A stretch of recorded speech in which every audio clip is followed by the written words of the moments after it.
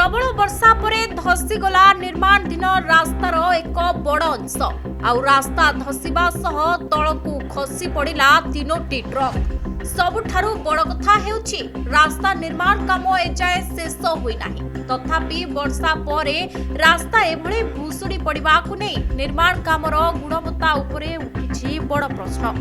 एठारे रास्ता निर्माण काम ARSS ठिका संस्था करुथुबा सूचना मिलिछि। तेबे एठी प्रश्न उठुछि निर्माण काम शेष हेबा पूर्वरु वर्षारे रास्ता एभଳି धसिला काहेकि? निर्माण कामर गुणवत्ता जांच करुथिला कि? रास्तार सुरक्षा और मानदंड ठीक भावे पालन होइथिला कि? आउ चिंतार विषय हेउछि जदि एही समय गोटिए यात्रीवाही बस एही रास्ता देई जाइथांता तेबे कोन होइथांता? आज तीनोटी ट्रक तळकू खसिछि। भाग्य भल थिबारु बड़ धरणर अघटन को एड़ाई दिया जाइथाइ पारे, किंतु एही घटना रास्तार निर्माण और सुरक्षा व्यवस्था उपरे निश्चित भावे गभीर प्रश्न ठिया करिछि।